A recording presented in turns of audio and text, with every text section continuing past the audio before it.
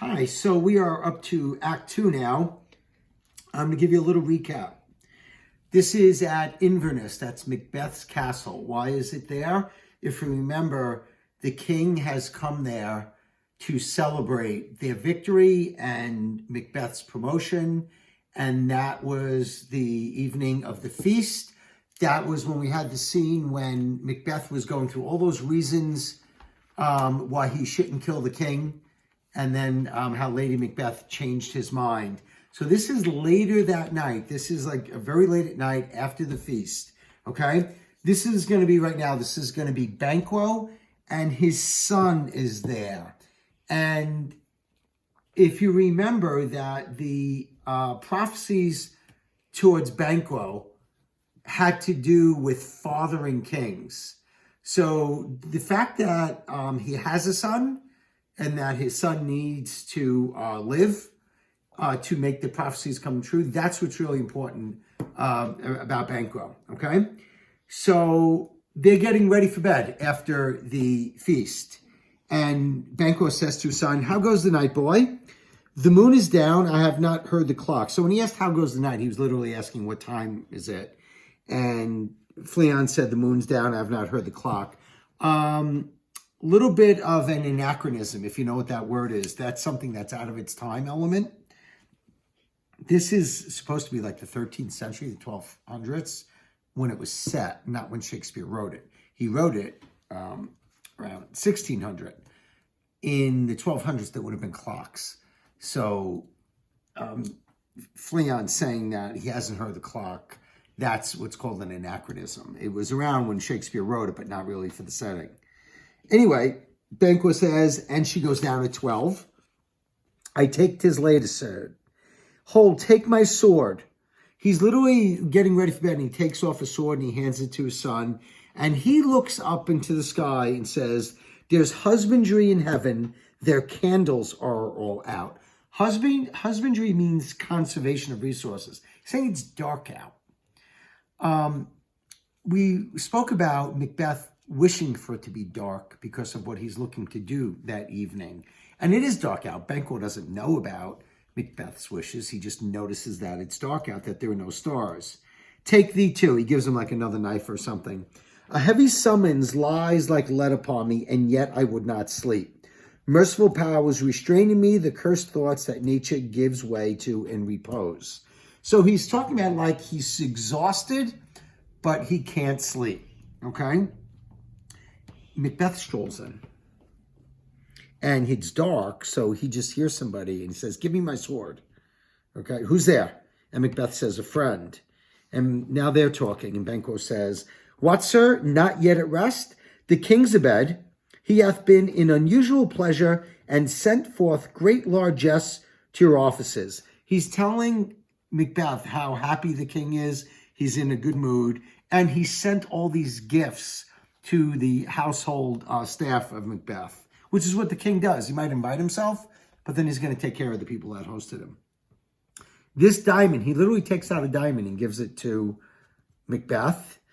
And he says, "This diamond he greets your wife withal by the name of most kind hostess, and shut up in measureless content." So he gives Macbeth a diamond from the king. Macbeth plays the humble, modest host and says, "Being unprepared, our will became the servant to defect, which else should free have wrought." He's like, "Oh, it was a surprise visit. We did the best we could." Okay? And Banquo says, "All's well." And he says to Macbeth, "I dreamt last night of the three weird sisters. To you, they have shown some truth." Remember we said Banquo is very upfront and honest. And he tells Macbeth, "I've been thinking about the witches. They've shown some truth to you. What they told you, as far as Corner, came true." Macbeth is completely the opposite. He does not speak the truth. Look what he says, "I think not of them." Well, that's the furthest thing from the truth. That's all Macbeth has been thinking of.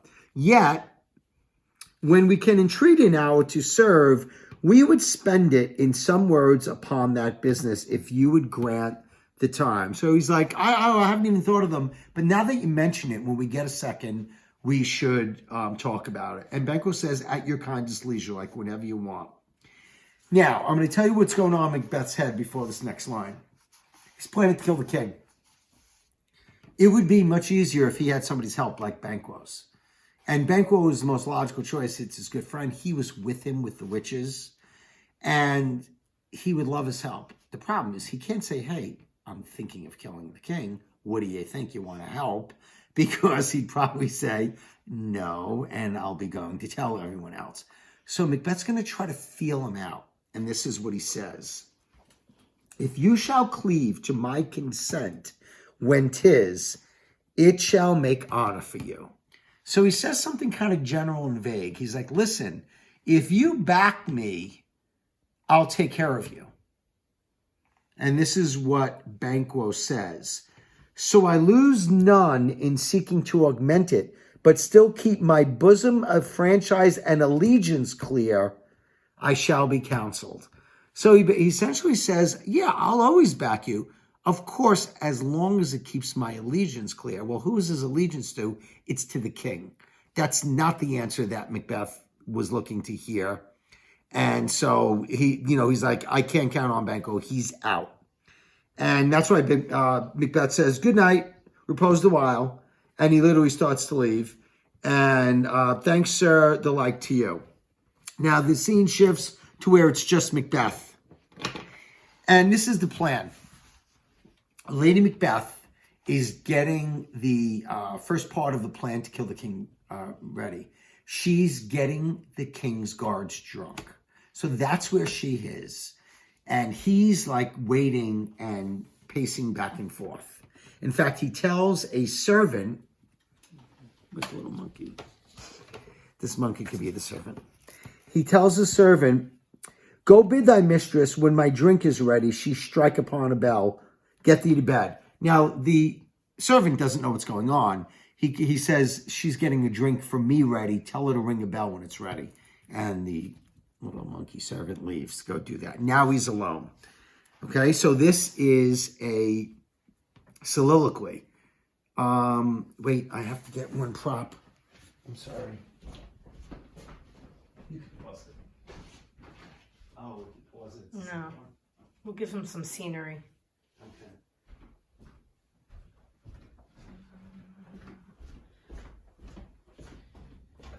Okay, we're back. Sorry for the delay. Hope you enjoyed the scenery in the meantime. Okay. So he's walking around and all of a sudden in front of him is this dagger. And Macbeth says, is this a dagger which I see before me? It's like floating in the air. All right, so it's a vision. The handle toward my hand. Okay, so the handle goes, come, let me clutch thee. So when he reaches for it, it like moves out of the way or his hand goes right through it like it's a vision. Okay? I have thee not, and yet I still see thee. Art thou not, fatal vision, sensible to feeling as to sight? Or art thou but a dagger of the mind of false creation? He's literally asking, he's like, is this really here or is this all in my head? Okay?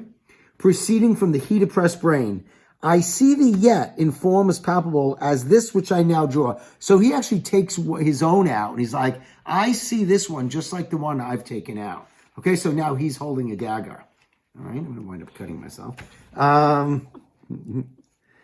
Thou marshallest me the way I was going. So this dagger is moving. Marshallest means leads.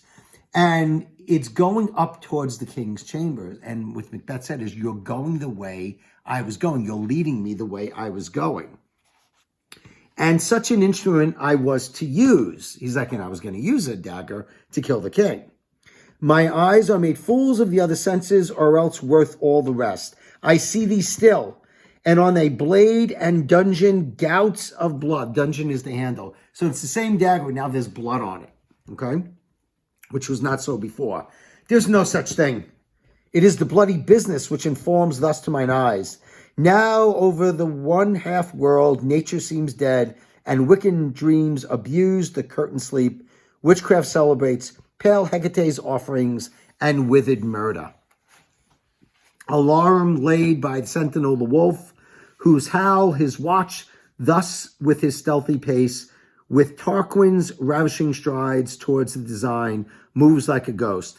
Thou sure and firm set earth, hear not my steps, which way they walk, for fear very stones prate of my whereabout, and take the present horror from the time which now suits with it. Whiles I threat, he lives. He's talking about Duncan. He's like, well, I keep talking about it. He's still alive. He's trying to encourage himself to actually take action here. Words to the heat of deeds, too cold breath gives. And then there's the bell ringing, which is what? That's this signal from Lady Macbeth, right? And by this time, he's like almost right before the king's chambers. And he says, I go, and it is done. The bell invites me. Hear it not, Duncan, for it is a knell that summons thee to heaven or to hell. A knell is a specific type of bell. It's a funeral bell. So he basically just said that bell is Duncan's knell. It's his funeral bell. And he's like, and he's either going to go to heaven or hell tonight. And he goes in to the chambers. The next scene is going to be a reverse where he's going to be in there and Lady Macbeth is going to be out. You can pause.